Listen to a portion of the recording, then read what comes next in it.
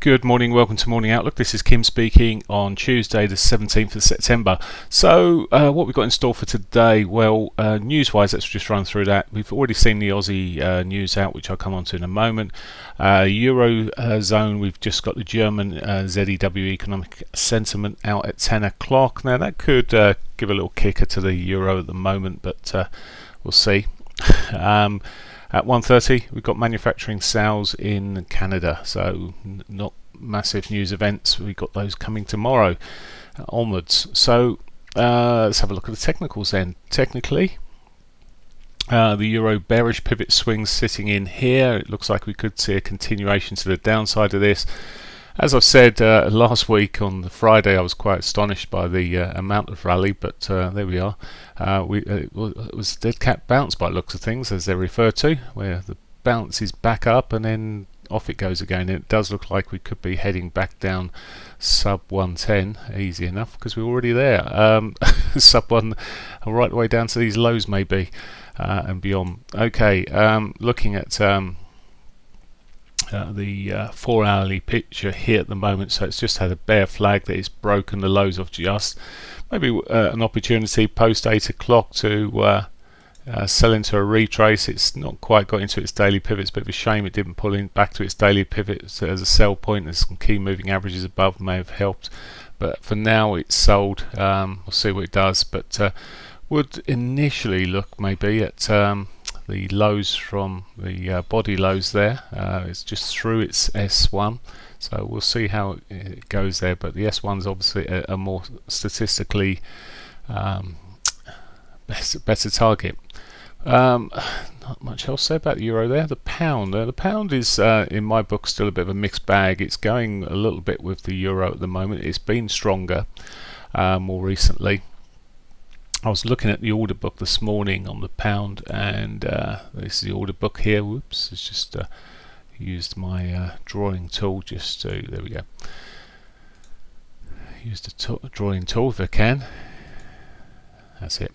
And you'll notice all this blue above. Well, these are net buy orders that are sitting there above. So the position, if the pound, and I say if, it's a big if at the moment, if it manages to get a bit of a turnaround, there are net buy orders sitting. Okay, this is only one of the biggest brokers, but all the same, we might see some movement through that zone. But as I say, it is a big if. It really depends. I mean, if we hear comments coming out from Europe, from etc. Regarding Brexit, it might pitch it up, but if it's just left to the technicals today, well, bearish Harami sitting there on the dailies. It's sitting right bang into its weekly pivot. It has been holding here. Now, break of this, well, it could push on through to the 50. My preference still is to the upside. We have got the daily pivot above, which could be a draw. I was looking yesterday for the pitch above, and it never came back. It's probably needs to be redrawn, this line now, to a more sort of conservative approach slightly. It's bang on it, look. So, well, a break of that, I'd become a little bit more bullish. It's still got a lot of its longer term moving averages pushing up here and straight up there, which we'll see. A reversal this morning, as I said, daily pivot and maybe beyond, and if it starts running into those orders where it may get a bit of extra bounce, an extra draw demand, so we'll see. But watching more positively on the upside. Didn't happen yesterday though. It ran off, and it did actually catch the weekly pivot later in the afternoon. May do similar here, as in going down and hit the S1. It was a joke yesterday. I'd actually put S1 as a target yesterday in the room. Didn't mean to, honest. Right, yen remains weak. If you watch the weekly outlook I did, or the big picture I did yesterday, it'll give you some more background to this. Back here we had the most bullish outlook for, I think it was 7 years or so. It's since 2012. Yeah, it'll be 7 years then. And since that period, it's got forever softer, and there could be more upside. How to play it is a bit more difficult. It's quite slow. Retracements like yesterday's may have been a play into it if you're not already in it. But I'm not in it. I would like to get in it. Feels like I'm missing out, but there you go. It doesn't matter. But need retracements to be buying into. Today, well, if it got back down towards its daily pivot, it may give such a retracement opportunity. It's a patience game with the yen. If you're going to get into it on the long side, it does. As I say, for me, need a retracement. So it's ticked all the boxes. The weekly pivot's out the way now, so it can march onwards. Aussie dollar.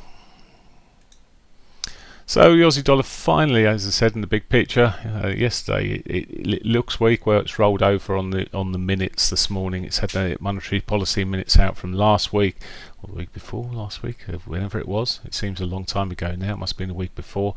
But those minutes really just showing that the further easing will be made if needed, in other words further cuts, and really looking to support growth and inflation targets. So you know what to be looking for Australia in terms of results, anything to do with growth or inflation targets, and it'll pinpoint the potential direction of the next rate cut or say rate cut, but timing of the rate cut maybe. Okay, so looking soft at the moment. It's already gone quite a long way since this morning. Already pushed back. Maybe an opportunity to sell into retracements, and I still think it got beyond its fair dues really. It was pushing up. The Chinese data that's come out has not helped at all either. For lack of growth. So all these are sort of warnings that we could see the Aussie sell off further. Canadian dollar, I was told not to ever talk about this anymore. I don't know.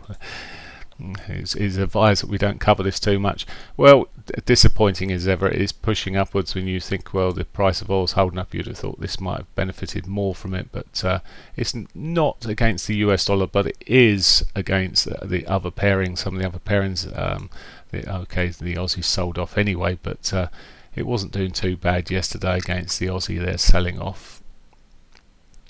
Seeing the Aussie selling off there in the afternoon. The Euro CAD again, but the Euro was selling off anyway. But the CAD did quite decent, had a decent run against it. So and may look like it's got some more potential there. So not on its own against the US dollar. It's battling against some of the other majors. It's may have some better chance of gaining, but there we are. At the moment you've got this wedge forming on this 4-hourly pattern. If anything, to me it looks like it may just continue to the upside. It's soft, it's not quite filled that gap there, may continue to the upside. Thought it might yesterday to a degree, but now oil it's been confirmed that it may be some time before the units are repaired, several weeks. Oil may hold on to its price levels. Okay, that's pretty much it. I'll finally finish off the New Zealand dollar. It still remains a sell, but it just remains waiting for it to pull back to something. It's struggling. Did manage okay yesterday, but shot off when I wasn't looking. It may have opportunities if it does anything similar today, any retracements. I would be selling the New Zealand dollar for now. Right, that's it for me. Have a great day. I'll be back tomorrow. Bye for now.